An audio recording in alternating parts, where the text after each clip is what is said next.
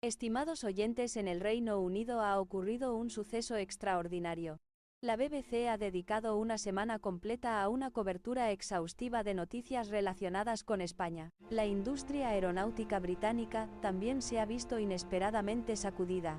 ¿Qué ha provocado tal revuelo? Sinceramente, en el pasado subestimamos los aeropuertos del sur de Europa, especialmente el de un país como España. Este es el testimonio del capitán James Henderson, piloto del vuelo real británico durante 27 años. Es un veterano que ha realizado innumerables despegues y aterrizajes en aeropuertos de élite europeos como Londres Heathrow, París Charles de Gaulle y Frankfurt. Sin embargo, su experiencia de hace una semana en el Aeropuerto Internacional Adolfo Suárez Madrid-Barajas ha revolucionado por completo sus 27 años de carrera. En ese momento, un avión charter de la realeza que volaba de Londres a Tokio experimentó un fallo grave en su sistema mientras sobrevolaba espacio aéreo español. A 10.000 metros de altura, la aeronave era casi incontrolable y la situación era extremadamente crítica. El aeropuerto más cercano era el de Madrid-Barajas, a solo 18 minutos de vuelo. Lo que sucedió en las 72 horas siguientes conmocionó a la corona británica y a los medios europeos. Ahora escuchemos al capitán James Henderson relatar en primera persona la epopeya del aterrizaje de emergencia en Madrid. Antes de empezar, un me gusta y una suscripción serían un gran aliento para seguir compartiendo más historias sobre España. Hola a todos, soy el capitán James Henderson, piloto del vuelo real británico. Durante 27 años he llevado a los miembros de la familia real a todos los rincones del mundo. Aparte de Londres, he estado en casi todos los lugares de Europa, Oriente Medio y Estados Unidos. Me consideraba un experto en los aeropuertos más renombrados del mundo. Sin embargo, mi experiencia en Barajas cambió por completo mi forma de pensar. Lo que ocurrió ese día todavía lo tengo grabado en la retina. Era un viaje de Londres a Tokio. A bordo iban los duques y 8 acompañantes en una visita oficial con una importante agenda en Japón. El tiempo era bueno y el despegue fue sin problemas. El avión estaba sobrevolando espacio aéreo español a 10.000 metros de altura cuando de repente sonó la alarma. Había un problema con el avión. Al principio pensé que no sería grave, pero la alarma continuó y la palanca de mando se puso cada vez más rígida. El copiloto y yo intentamos responder a la emergencia, pero fue en vano. Una pieza vital del avión había fallado.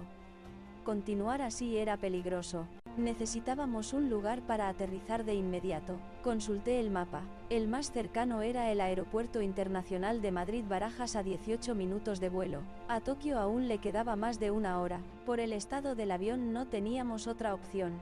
Sinceramente estaba preocupado. Nunca había estado en un aeropuerto español y no sabía si podrían manejar la situación adecuadamente. Si hubiera sido en Europa del Norte no me habría preocupado en absoluto. Informé a la tripulación de la situación y pedí a los pasajeros que se abrocharan de nuevo los cinturones de seguridad. También notifiqué a los duques que necesitábamos realizar un aterrizaje de emergencia. La atmósfera en la cabina se volvió tensa de inmediato. Contacté urgentemente con la torre de control de Barajas. Les informé del fallo del avión y de la necesidad de un aterrizaje de emergencia, mencionando que se trataba del vuelo real británico. La torre respondió de inmediato, diciendo que prepararían la pista y que los camiones de bomberos y las ambulancias estarían en espera. Todo se estaba haciendo según el protocolo, lo que me tranquilizó mucho. La torre comenzó a guiar paso a paso el procedimiento de aterrizaje, explicando detalladamente cómo descender en situación de fallo y cómo ajustar la velocidad. Sus voces eran siempre serenas, sus instrucciones claras, lo que me ayudó a concentrarme. Madrid-Barajas apareció ante mis ojos. La pista estaba despejada. Vi los camiones de bomberos a los lados esperando. Este es el procedimiento de respuesta de emergencia estándar que se ve en los aeropuertos europeos. Al comenzar a reducir la altitud debido al fallo del avión, el control era mucho más difícil de lo habitual.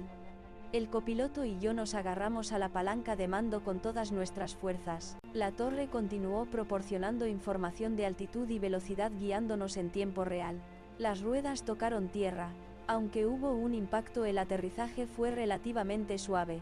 Pisé los frenos de emergencia. El avión disminuyó lentamente la velocidad, rodó por la pista y finalmente se detuvo por completo. Aterrizaje exitoso. Un largo suspiro se escapó en la cabina. El copiloto y yo nos miramos con una expresión de alivio. Se abrió la puerta de la cabina. Vi a unas 10 personas del personal del aeropuerto fuera. Empleados vestidos de traje estaban de pie con postura erguida y digna. El que estaba al frente nos saludó cortésmente en inglés y se presentó como parte del equipo de asistencia de Barajas. Sinceramente me sorprendió. No esperaba que hubiera personal de guía esperando un aterrizaje de emergencia. Eso iba más allá de mis expectativas. En los aeropuertos europeos en una emergencia solo aparece el personal de seguridad. La asistencia a los pasajeros llega mucho después. Pero aquí era diferente, la seguridad se confirmó al mismo tiempo que se preparaba la recepción de los pasajeros. Me pareció extremadamente eficiente. Los duques fueron los primeros en desembarcar guiados respetuosamente por el personal. El área estaba acordonada. También había personal médico, esperando, que explicó que estaban allí para confirmar si alguien se sentía indispuesto o herido. Tras el desembarco seguro de todos los acompañantes se escucharon suspiros de alivio por todas partes. El jefe del equipo de asistencia se acercó para preguntarnos si estábamos bien, si estábamos conmocionados por el aterrizaje de emergencia. A continuación dijo que nos guiarían a la zona VIP y simplificarían los trámites de entrada para que pudiéramos pasar rápidamente. Al avanzar por el pasillo noté que el interior del aeropuerto estaba muy limpio. El suelo de mármol brillaba, y en los cristales de las ventanas no había ni una huella dactilar. Las señales de orientación eran muy claras, marcadas en español, inglés y francés. Entramos en un conducto VIP separado de los pasajeros comunes. Era un espacio tranquilo y cómodo con asientos que parecían muy confortables y una iluminación suave. La comprobación de entrada se realizó en un mostrador especial. El agente nos saludó cortésmente y la verificación del pasaporte se hizo muy rápido. Solo hizo unas pocas preguntas sencillas. Todo terminó en menos de 10 minutos. Nuestro equipaje ya había sido retirado y estaba ordenado. Cada maleta tenía una etiqueta con el nombre dispuesta ordenadamente en un carrito. No sé quién lo preparó ni cuándo, pero la eficiencia era realmente alta. El jefe del equipo de asistencia nos recomendó hoteles en el centro de Madrid, diciendo que algunos tenían habitaciones de categoría real.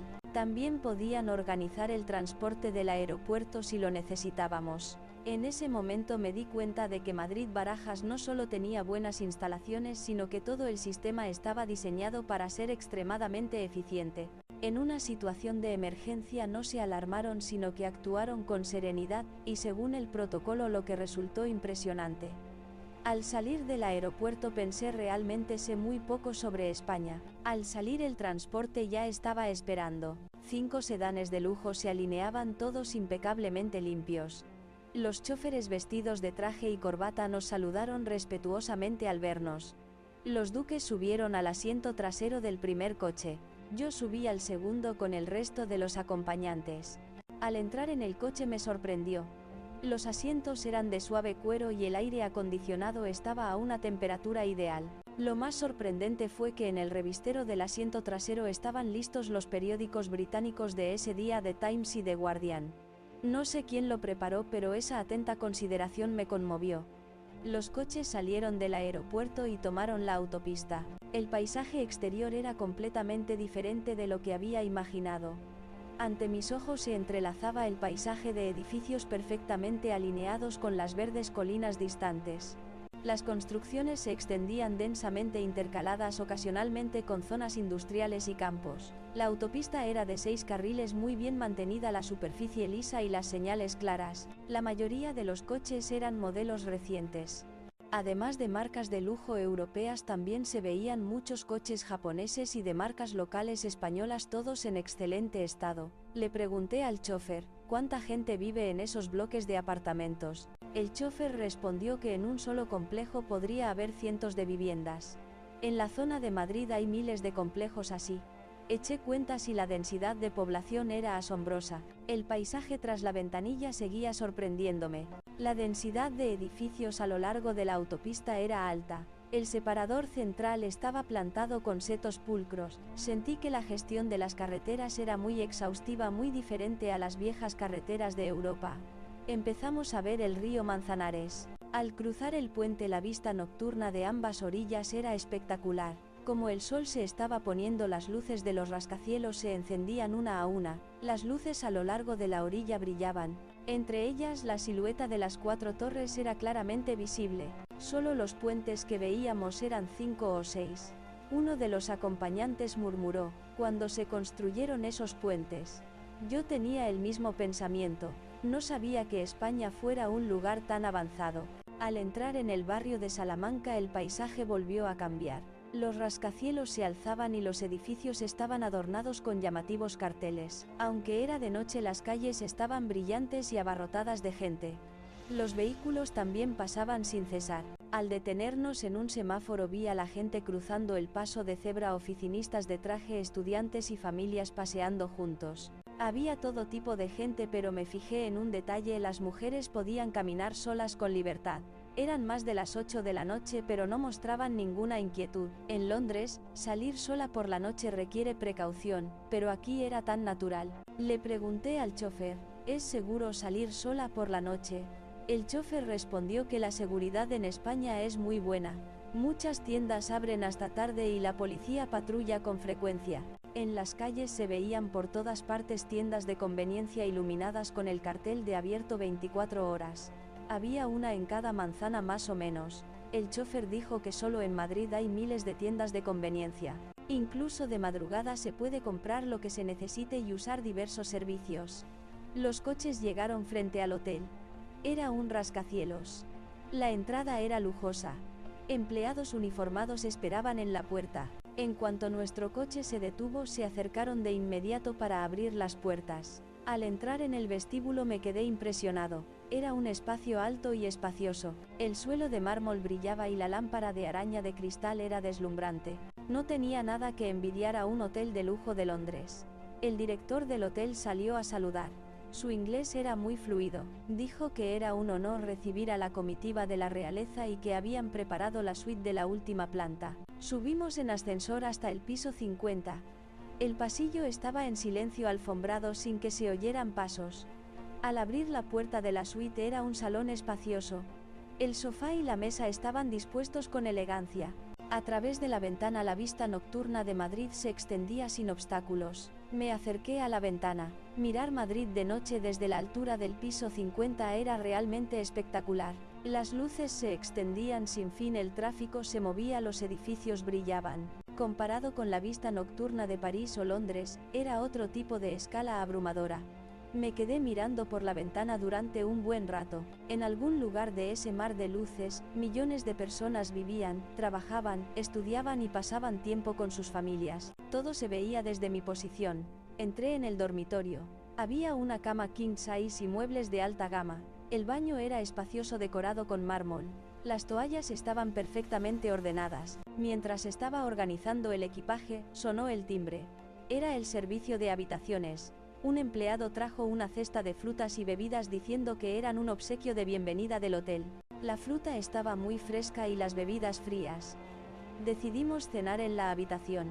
El menú incluía varios tipos de cocina española, occidental, asiática e incluso platos tradicionales británicos. Tras pedir la comida llegó puntual en unos 30 minutos. Cené mirando por la ventana. Eran ya más de las 10 de la noche, pero Madrid seguía despierta. Las luces de los edificios, los coches circulando por las calles, las tiendas de conveniencia brillantes. Era una ciudad que nunca dormía. Esa noche, antes de acostarme, no dejaba de pensar en España. ¿Cómo era posible que este lugar estuviera tan avanzado? ¿Cómo es que yo no lo sabía? Sentí que habíamos sido demasiado ignorantes. A la mañana siguiente me desperté temprano, quizás por el jet lag. Eran alrededor de las 5 de la mañana. Miré por la ventana. Empezaba a amanecer.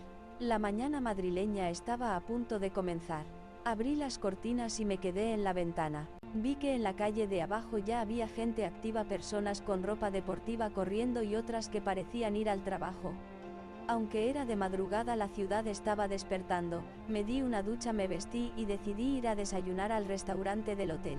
Tomé el ascensor hasta el piso del vestíbulo. El restaurante ya estaba lleno de clientes. La mayoría eran personas de traje. Parecía que se habían levantado temprano para reuniones o conferencias. Todos leían el periódico o trabajaban con sus portátiles. Era un buffet. La variedad de platos era enorme: cocina española, occidental, asiática, oriental. La variedad de frutas frescas y pan también era abundante. Cada plato parecía preparado con esmero. Me senté a comer mirando por la ventana. La calle se animaba cada vez más. Alrededor de las 7 de la mañana, la acera se llenó de oficinistas. Todos caminaban a paso rápido hacia la estación de metro o la parada de autobús. En una mesa cercana, un hombre que parecía ser un empresario español estaba hablando por teléfono en inglés. Su pronunciación era excelente y el contenido de la conversación era muy profesional. Las llamadas no paraban de entrar. Parecía un hombre de negocios muy ocupado. Después de comer fui al vestíbulo. Los acompañantes de la realeza también fueron bajando gradualmente. Hoy decidimos visitar el centro de Madrid ya que nos habían notificado que la reparación del avión duraría unos 2 días. Ya que teníamos que esperar, decidimos ver Madrid. El hotel se ofreció a servir de guía diciendo que enviarían a un empleado que hablaba inglés fluido y que también prepararían el coche. El primer destino fue cerca de la estación de Atocha, que se dice que es una de las zonas más concurridas de Madrid. Fuimos en coche. Como era la hora punta de la mañana, el tráfico estaba bastante congestionado, pero me di cuenta de algo muy curioso: los coches circulaban con orden. Casi no había adelantamientos indebidos ni uso de la bocina. Llegamos a la estación de Atocha. Los alrededores de la estación estaban llenos de oficinistas y estudiantes. Aunque caminaban deprisa, todos respetaban el orden. Al pasar por la entrada del metro vi a la gente subiendo por la escalera mecánica en fila. El guía nos explicó que el metro de Madrid es uno de los mejores sistemas de transporte público del mundo. Tiene varias líneas y el número de pasajeros diarios asciende a millones. Paseamos por la calle mirando a nuestro alrededor. Entre los rascacielos colgaban innumerables carteles. Cafeterías, restaurantes, tiendas se sucedían sin parar, pero noté un fenómeno muy particular: la gran cantidad de edificios de academias de estudio. Vi un edificio donde desde la planta baja hasta la 10ª todo eran academias de refuerzo. En los carteles se leían nombres como inglés, matemáticas, física, etc. Incluso había edificios enteros dedicados a academias. Le pregunté al guía por qué había tantas academias. Explicó que la cultura educativa en España está muy arraigada. Los padres invierten mucho en la educación de sus hijos. Es muy común ir a las academias después de clase para seguir estudiando. Muchos estudiantes estudian hasta tarde. Mientras caminaba seguí observando. Vi que había muchos jóvenes. Por todas partes había jóvenes de unos 20 años, gente trabajando con portátiles en cafeterías, gente leyendo libros, y gente conversando seriamente con amigos. Se sentía que todos estaban concentrados en algo. Al pasar por delante de una cafetería miré dentro.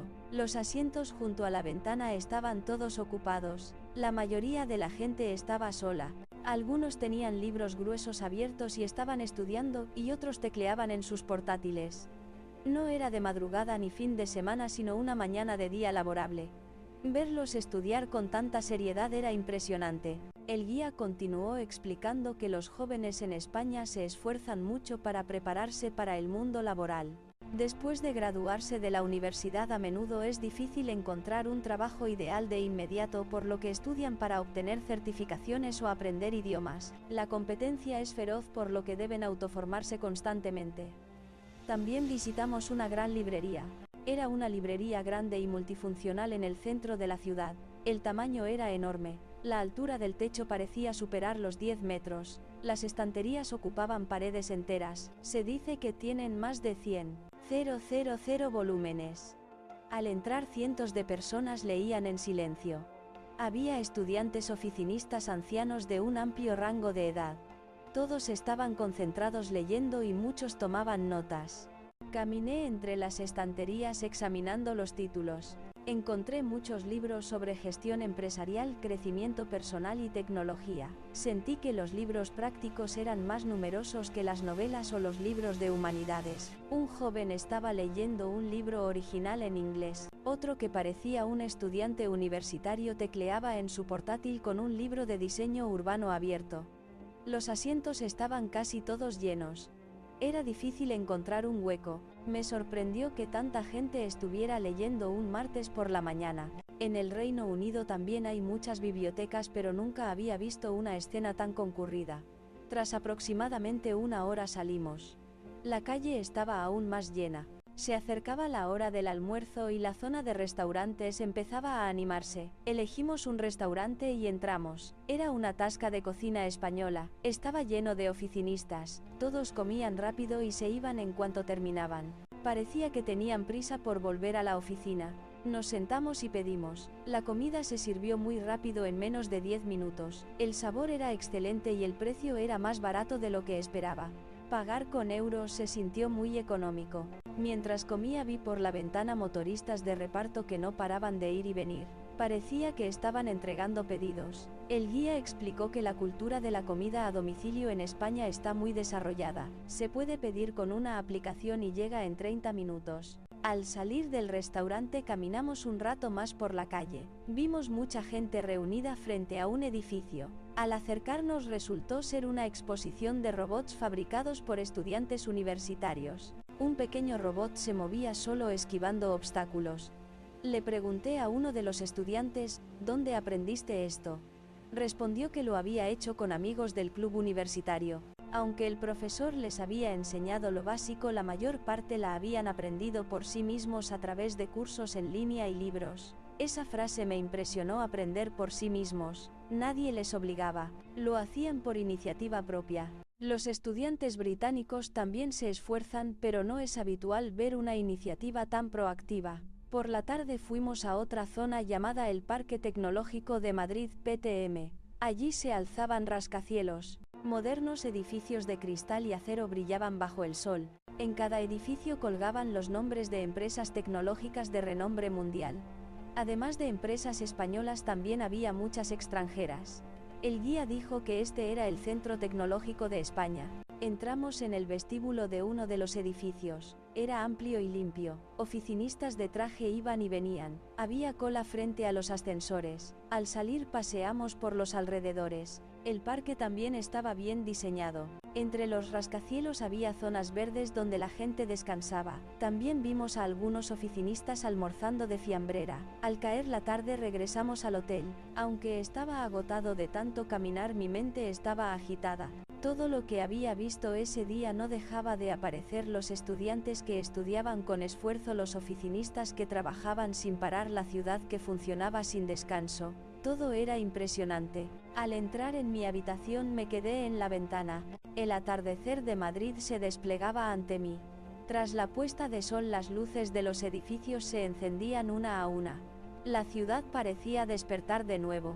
Esa noche antes de dormir, pensé que empezaba a entender de dónde venía la fuerza de España. Eran las personas. La gente que estudia, que trabaja, que se esfuerza sin cesar. Ellos estaban creando este lugar. A la mañana siguiente sonó el teléfono. Era una notificación de que uno de los acompañantes se sentía indispuesto. Era John Williams, el médico de la Casa Real. Tenía más de 70 años y padecía diabetes e hipertensión. Corrí a su habitación. Estaba tumbado en la cama, pálido, sudando frío. Respiraba con dificultad y se agarraba el pecho. Parecía ser un problema cardíaco. Inmediatamente contacté con la recepción del hotel y pedí una ambulancia. El personal de recepción reaccionó muy rápido. Entendieron la situación de inmediato. Mientras llamaban a la ambulancia, dijeron que traerían el botiquín de primeros auxilios del hotel. En menos de 3 minutos, un empleado del hotel llegó con el botiquín, pero lo más sorprendente fue que junto al empleado vinieron 2 técnicos sanitarios. Resultó que habían contactado directamente con el parque de bomberos más cercano al hotel. La actuación del personal de emergencia fue muy rápida. Inmediatamente revisaron el estado del paciente y le conectaron un monitor de electrocardiograma portátil. También le pusieron una mascarilla de oxígeno. Uno de ellos vigilaba al paciente mientras el otro se comunicaba con otro lugar a través de una tableta. En la pantalla apareció un médico. Era un médico de urgencias, conectado en tiempo real. El médico preguntó en inglés sobre los síntomas y el historial médico del paciente. Le dije todo lo que sabía: que tenía diabetes e hipertensión y que tomaba medicación habitualmente. El médico ordenó su traslado inmediato al hospital, diciendo que lo enviarían al hospital universitario más cercano y que las urgencias ya estaban contactadas. Al llegar sería atendido de inmediato. Llegó la ambulancia. Trasladamos al paciente al vestíbulo del hotel. El movimiento en la camilla fue suave. El ascensor ya estaba esperando. Desde el vestíbulo hasta la ambulancia el suministro de oxígeno y el control del electrocardiograma no se interrumpieron. Subí a la ambulancia junto con otro acompañante. El interior de la ambulancia era más espacioso de lo que esperaba. Estaba equipada con diversos equipos médicos y muy limpia. La ambulancia arrancó. Con la sirena encendida circuló rápidamente. Los demás vehículos se apartaron y la ambulancia tuvo prioridad en los semáforos. La conducción era suave. El paciente no se zarandeó. El monitoreo continuó en el vehículo. El personal de emergencia midió la presión arterial y la frecuencia cardíaca, y los datos se transmitieron al hospital en tiempo real. Se dijo que el hospital ya se estaba preparando basándose en esa información. Llegamos al hospital en 10 minutos. En la puerta de urgencias ya había personal médico esperando. Médicos y enfermeras se hicieron cargo del paciente de inmediato empujando la camilla hacia adentro. Todos los movimientos fueron ordenados. Nosotros también entramos. La sala de urgencias era espaciosa y luminosa, dividida en varias secciones. Cada espacio estaba equipado con equipo médico. El paciente fue llevado a una sección y los exámenes comenzaron inmediatamente. 2 médicos y 3 enfermeras lo rodearon. Se realizaron extracciones de sangre, un electrocardiograma y radiografías al mismo tiempo. Nosotros esperamos en la sala de espera. Estábamos muy inquietos. Era una emergencia en un lugar desconocido. Nos preocupaba si recibiría un tratamiento adecuado. Pero al recordar la respuesta que habíamos visto hasta ahora sentí que podíamos confiar. Aproximadamente 30 minutos después salió un médico y comenzó a explicar en inglés. Dijo que había un problema con el corazón. Las arterias coronarias estaban estrechas, lo que causaba mala circulación sanguínea. Sería muy peligroso si no se operaba pronto.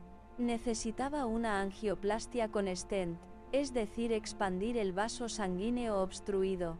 La operación duraría aproximadamente 1 hora. La tasa de éxito era muy alta. Nos pidió que firmáramos el consentimiento. Contacté con los duques, les expliqué la situación y solicité la aprobación para la cirugía.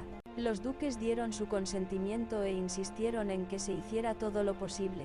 El médico continuó diciendo que este hospital era famoso por la cirugía cardiovascular. Realizaban miles de ellas al año, tenían mucha experiencia y contaban con el equipo más moderno. El paciente fue llevado a la sala de operaciones. Nosotros seguimos esperando en la sala de espera. El tiempo pasaba despacio. Pasó 1 hora. Pasó 1 hora y media. Finalmente salió el médico.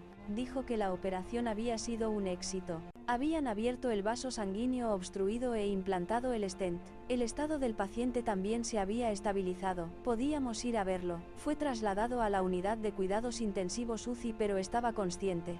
Aunque tenía una mascarilla de oxígeno, su rostro se veía mucho mejor. El médico explicó el plan posterior: observarlo en la UCI durante 2 días. Si no había problemas, lo trasladarían a una habitación normal. Necesitaría estar hospitalizado aproximadamente 1 semana. Esa noche, al regresar al hotel, la sensación de tensión aún no había desaparecido. Habíamos vivido una emergencia en un lugar extraño. Afortunadamente se resolvió con éxito. Experimenté de primera mano que el sistema sanitario español era mucho mejor de lo que imaginaba. A la mañana siguiente volvimos al hospital para confirmar el estado del paciente. Frente a la UCI el médico ya estaba esperando. Dijo que el estado del paciente había mejorado mucho. La noche anterior había sido estable. Hoy probablemente podría ser trasladado a una habitación normal. Entramos en la UCI. El paciente estaba despierto y sin mascarilla de oxígeno. Su expresión era mucho mejor. Al verme incluso sonrió. Una enfermera estaba junto a él revisando constantemente el monitor. El ritmo cardíaco, la presión arterial, la saturación de oxígeno, etc. se registraban automáticamente. Llegó el médico para la ronda. Examinó cuidadosamente el estado del paciente. Escuchó el sonido de su corazón con el estetoscopio y revisó si había hinchazón en las piernas. También hizo varias preguntas como si le dolía y si respiraba con facilidad. El médico nos mostró los resultados de los análisis. En la pantalla de la tableta se mostraban varios valores. Dijo que estaba mucho mejor que el día anterior. La función cardíaca también se estaba recuperando. Por la tarde el paciente fue trasladado a una habitación normal. Era una habitación individual espaciosa y limpia. El sol entraba por la ventana. La cama parecía cómoda. También había televisión y un sofá. Lo más sorprendente era el sistema de la habitación. Una pantalla junto a la cama permitía controlar todo el ángulo de la cama, la luz, la temperatura. También había un botón de llamada a la enfermera e incluso se podía pedir comida. Al anochecer el médico volvió. Esta vez vinieron varios juntos, un cardiólogo, un internista y un nutricionista. Iban a debatir juntos el caso del paciente. Cada especialista expuso su opinión. El cardiólogo dijo que la zona operada se estaba recuperando bien. El internista dijo que era necesario controlar la diabetes. El nutricionista insistió en la importancia de la dieta. Todos juntos elaboraron un plan de tratamiento que incluía la prescripción de medicamentos, la terapia dietética y el plan de ejercicio. Era un tratamiento personalizado diseñado a medida para cada paciente. Unos días después el paciente se recuperó mucho, pudo levantarse y caminar. También comenzó la terapia de rehabilitación. Visitamos la sala de rehabilitación. En el espacioso lugar había varios aparatos de ejercicio. Los pacientes se ejercitaban con la ayuda de fisioterapeutas. Vi una escena sorprendente. Un paciente que acababa de ser operado del corazón hace unos días estaba caminando en la cinta de correr. Aunque lento, caminaba con paso firme. El fisioterapeuta miraba el monitor a su lado dándole instrucciones. Nuestro paciente también comenzó la rehabilitación. Empezó poniéndose de pie junto a la cama y luego dio unos pasos aumentando gradualmente la distancia. El fisioterapeuta explicó que en España se da mucha importancia a la rehabilitación temprana. Cuanto antes se active el paciente, más rápida es la recuperación. Por supuesto, se realiza según el estado del paciente. Aproximadamente una semana después el paciente mejoró mucho. Podía caminar solo y tenía buen apetito. Empezamos a prepararnos para el alta. El día antes del alta el médico dio las explicaciones finales. Nos informó detalladamente sobre las precauciones posteriores, incluyendo cómo tomar los medicamentos, el manejo de la dieta y el plan de ejercicio. Luego nos entregó una memoria USB.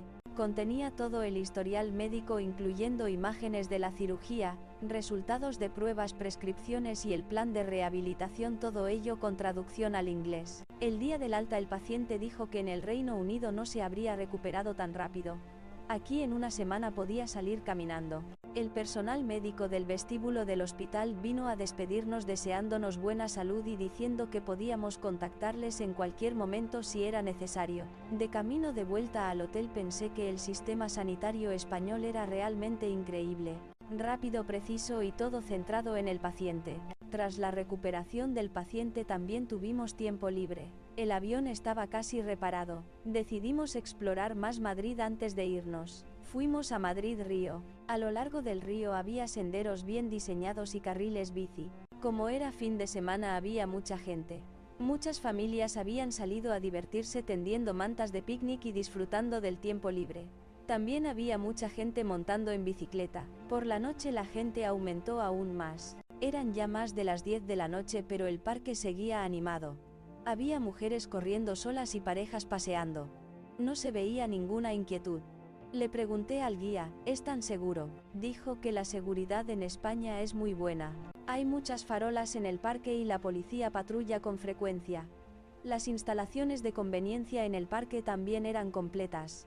Los baños estaban limpios y había fuentes de agua potable. Había estaciones de alquiler de bicicletas públicas por todas partes.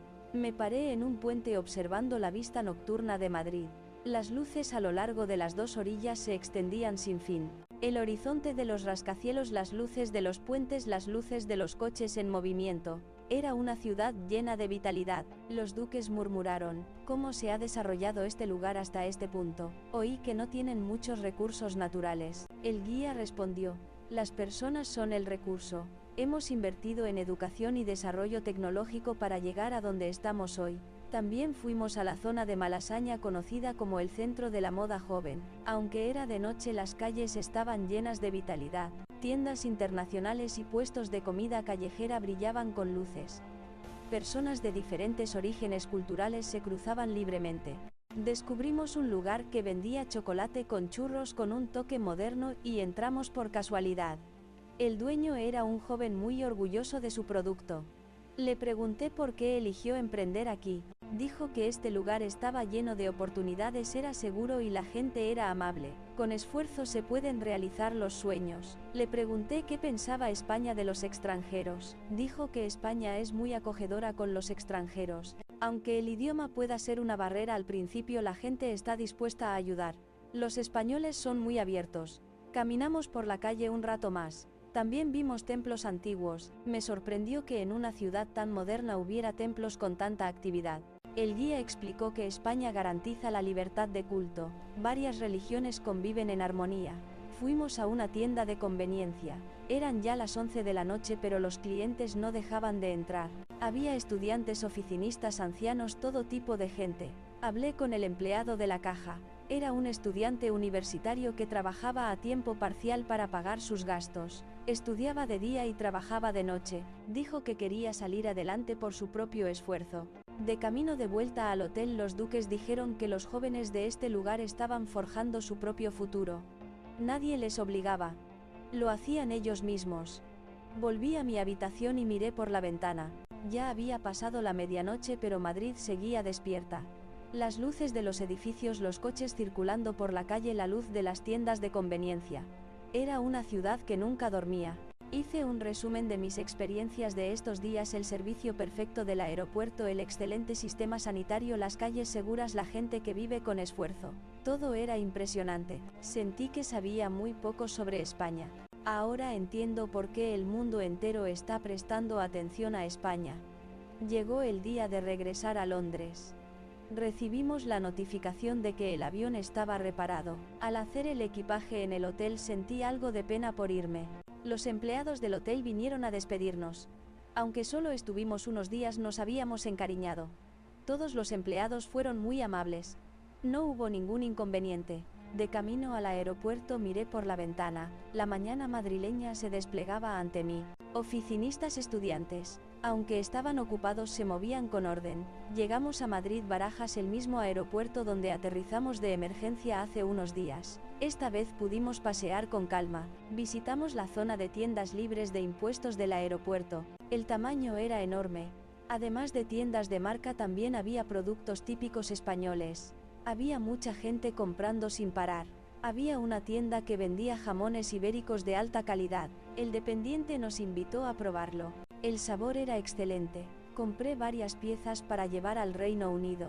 Tras el proceso de facturación nos dirigimos a la sala de embarque. El procedimiento aquí también fue muy rápido. Las colas no eran largas y los empleados fueron muy amables. Mientras esperábamos en la sala VIP, pensé en estos días. Pasaron por mi mente como un carrusel. Un viaje inesperado que comenzó con un aterrizaje de emergencia, pero que me dio el mayor aprendizaje. Llegó la hora de embarcar. Subimos al avión. Sentado en mi asiento miré por la ventana. Era la imagen de Barajas. Un aeropuerto limpio y eficiente. El lugar que nos había salvado hacía unos días. El avión despegó. El suelo de España se alejaba gradualmente. Madrid-Barajas, los rascacielos, el río Manzanares. Esos paisajes que nos habían sorprendido se hacían más pequeños. La cabina estaba en silencio. Todos parecían sumidos en sus pensamientos. Uno de los acompañantes de la realeza murmuró: "Quiero volver. Quiero aprender más". El viaje a Londres duraba 14 horas. Durante el largo vuelo no dejamos de hablar de nuestra experiencia en España. La respuesta del aeropuerto, el sistema médico del hospital, las calles limpias y seguras. Los temas no se agotaban. En particular, la conversación sobre el sistema sanitario fue la más frecuente. El propio paciente que había sido salvado estaba más conmovido. Dijo que se había desplomado de madrugada, pero había recibido una respuesta rápida y el tratamiento había sido perfecto. Los duques dijeron que el Reino Unido debería aprender de ello e investigar el sistema español. Al llegar al aeropuerto de Londres Heathrow eran las 3 de la tarde hora local. Cientos de periodistas esperaban en el aeropuerto. La experiencia de los duques en España ya había sido cubierta por los medios. Se celebró una rueda de prensa improvisada. Los duques declararon personalmente que habían tenido una experiencia valiosa en España y que habían aprendido mucho. Un periodista preguntó: ¿Es España realmente tan avanzada? Los duques respondieron: es difícil de creer si no se ve con los propios ojos, pero es un hecho. Regresamos al palacio. Aunque hacía solo unos días que habíamos vuelto, todo se sentía extraño. Todo lo que habíamos visto en España no dejaba de aparecer en mi mente. Esa noche los duques y los acompañantes tuvieron una larga reunión, debatieron cómo aplicar lo aprendido en España al Reino Unido. La conclusión fue que se necesitaba mejorar en todos los ámbitos: sanidad, educación, seguridad, eficiencia. Una semana después de regresar a Londres, los duques pronunciaron un discurso oficial relatando francamente su visita a España. Dijeron que había muchas cosas que valía la pena aprender, que debían aprender con humildad. Este discurso tuvo un gran impacto en la sociedad británica. Era inusual que la realeza elogiara tanto otro lugar, pero muchos ciudadanos compartían el mismo sentimiento. Todos sabían que se necesitaba un cambio. El gobierno actuó de inmediato. Se creó un grupo de estudio del modelo español, se decidió enviar expertos a España. Las autoridades de aviación también actuaron. Anunciaron que investigarían el sistema de respuesta de emergencia de Barajas y buscarían formas de aplicarlo en Heathrow. Hasta el día de hoy no puedo olvidar esos días. El viaje inesperado que comenzó con un aterrizaje de emergencia me dio el mayor aprendizaje. España demostró que incluso sin abundantes recursos naturales, y con un territorio relativamente limitado, si se cultiva el talento humano se pueden crear grandes logros. La educación, la tecnología y el esfuerzo constante han creado un milagro. El aterrizaje de emergencia de ese día no fue una desgracia sino una bendición. Fue la oportunidad de conocer este lugar extraordinario, España. Esa experiencia se convirtió en el punto de partida para cambiar el Reino Unido. Los duques dijeron que esperaban volver a visitar España algún día, esta vez en una visita oficial para aprender como es debido. Yo también espero ese día. Quiero volver a experimentar ese lugar sorprendente y ver cómo ha evolucionado España. Esta es la historia de esos días que viví, un tiempo especial creado por un aterrizaje de emergencia. La valiosa lección que España nos dio. Nunca lo olvidaré. Aquí termina la historia de hoy. ¿Qué les ha parecido la historia del aterrizaje de emergencia del vuelo real británico en Madrid-Barajas? Por favor dejen comentarios de apoyo para el protagonista de la historia. Si les ha gustado denle a me gusta y suscríbanse. Gracias por su atención.